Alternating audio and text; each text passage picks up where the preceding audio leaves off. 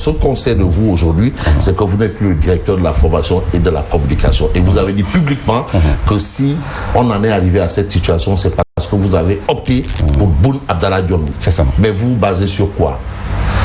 Bien, permettez-moi d'abord de rendre gloire grâce à Dieu et au prophète Mohammed.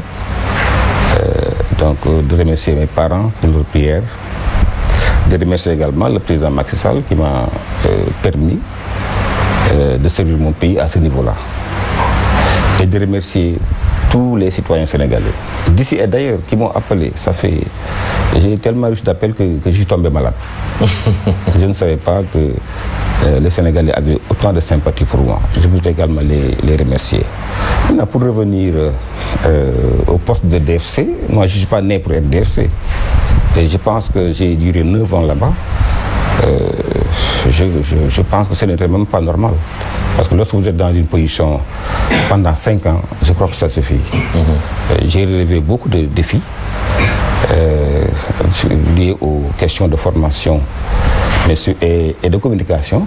Et aucun Sénégalais ne va se poser la question, qu'est-ce que Mohamed Moustapha Diagne faisait au ministère? Ça, personne ne se pose cette question-là. D'ailleurs, même on pensait que c'était vous, le ministre, et les autres. Absolument, ouais, parce que vous étiez quand même au front quand il fallait apporter des réponses par rapport à plusieurs questions, notamment les revendications des syndicalistes. On vous a vu. En tout cas, Mohamed Moustapha Diagne, vous considérez que vous avez véritablement mouillé le maillot. Mais tout à fait. Vous savez, Fabrice, pendant les émeutes de mars, rares sont les responsables qui osaient s'afficher pendant les émeutes de mars.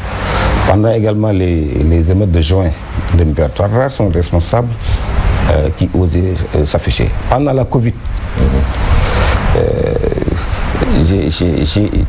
j'ai été presque le seul à dire que l'école va ouvrir.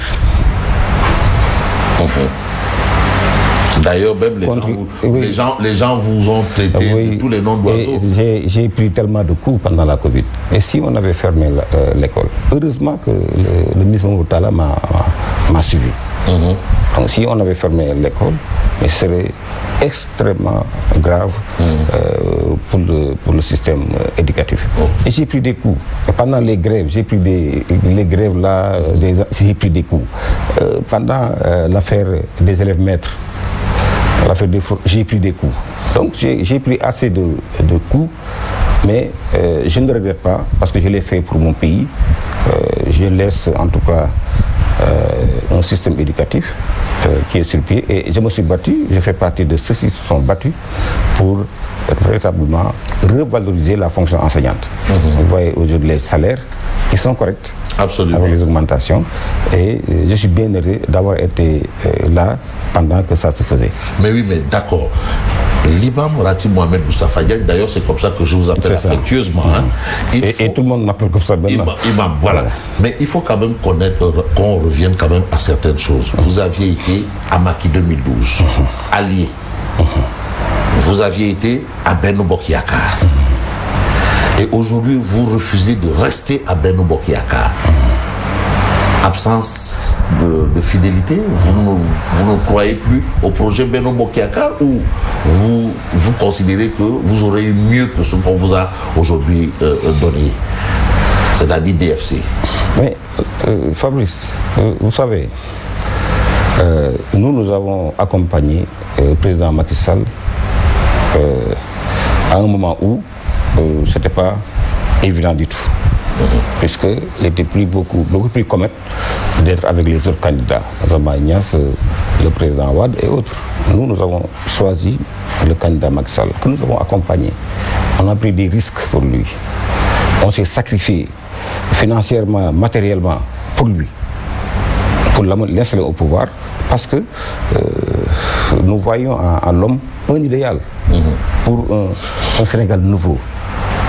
Un Sénégal où il y aurait des routes partout, des ponts partout, où le train va encore circuler, où il y aura le TER, le BRT. C'était pour ça, et ça, on ne regrette pas. Mais à côté, il y a eu malheureusement des dérives. Malheureusement sur le plan de l'éthique, des valeurs. On avait dit gouvernance sobre et vertueuse. Oui. La vertu ne s'accompagne pas de la transhumance. Vous verrez dans le gouvernement des hommes, des responsables qui ont été désignés donc par la CREI. Ah bon? Oui. Tous. Dans le gouvernement, désignés par la CREI. Dans nos réunions, vous les voyez tous, ils sont là. Tous ont rejoint Benno Bokk Yakaar. Tous. Ils ont rejoint. Tous les éléments de la CAP 21, tout l'établissement de Wade, le secret restreint de Wade, tous, ils sont dans Benno Bokk Yakaar. Nous n'avions pas combattu pour faire l'apologie de la transhumance. Et d'ailleurs, c'est ça que les Sénégalais n'ont pas pardonné au président Macky Sall. Parce qu'il voulait passer à autre chose. Mais on voit que lorsqu'il est arrivé, on est revenu avec le PS, on est revenu avec le PDS, on est revenu avec tous ces gens-là qui ont laissé le Sénégal à la préhistoire du développement. Voilà pourquoi, sur certaines choses, nous avons jamais été d'accord. Et ça, c'est pas aujourd'hui que je le dis. Vous vous rappelez bien. Le combat contre la transhumance, vous avez dit formel. Et je suis constant. Pour vous, la transhumance, il faut la combattre. Absolument. Vous l'avez toujours dit. Parce que nous avons des enfants que nous éduquons. Nos enfants ne doivent pas croire en regardant la télévision que lorsque vous êtes avec quelqu'un, il est dans l'aisance, lorsque cette aisance le quitte, vous devez le quitter. Ça, c'est des comportements de traître, pour ne pas le nommer. Nous éduquons nos enfants, il faut que tout le monde nous aide dans cela.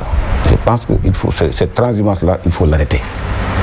Dans un pays, donc il faut un groupe qui gouverne et un groupe qui s'oppose. Mais oui, mais où est le rapport entre justement votre combat contre la transhumance et le choix du président Macky Sall, parce que vous lui avez tous donné carte blanche, le choix du président Macky Sall en Amadou Ba pour être le candidat de votre coalition en 2024.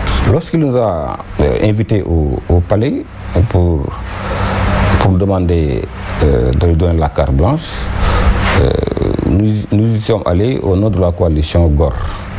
Et c'est moi-même qui ai pris la parole pour lui indiquer que nous n'avons pas de carte pour le moment, encore moins une carte blanche, puisque nous avons des partis politiques. Moi, je ne peux pas me réveiller et dire que c'est Fabrice notre candidat. Dans mon parti, il y a un processus pour désigner un candidat. On n'avait même pas entamé ce processus-là. Évidemment, ceux qui ont des partis Papa et Dom, ça, ils peuvent le faire. Mais mon parti est partout dans le pays. Il fallait que je convoque mon bureau politique, que les délégués se prononcent sur la candidature. Ce n'était pas encore fait. Je lui ai également indiqué qu'on ne pouvait pas discuter de la candidature avec 300 personnes. Vraiment. Donc, on ne lui a pas donné de carte blanche. C'est vrai que maintenant, la majorité lui veut donner la carte blanche, surtout les transhumants. Qui sont donc les transhumants sont majoritaires. Oui, ils sont majoritaires là-bas. Ils sont majoritaires là-bas. Donc la majorité des responsables de Benno Bokk Yakaar sont des ralliés ou des transhumants? Ralliés et transhumants. Disons ralliés et transhumants. Oui. Ralliés et transhumants. Parce que les ralliés, c'est ceux qui sont envoyés au deuxième tour. Oui, mais au moins ils ont respecté votre condition, c'est-à-dire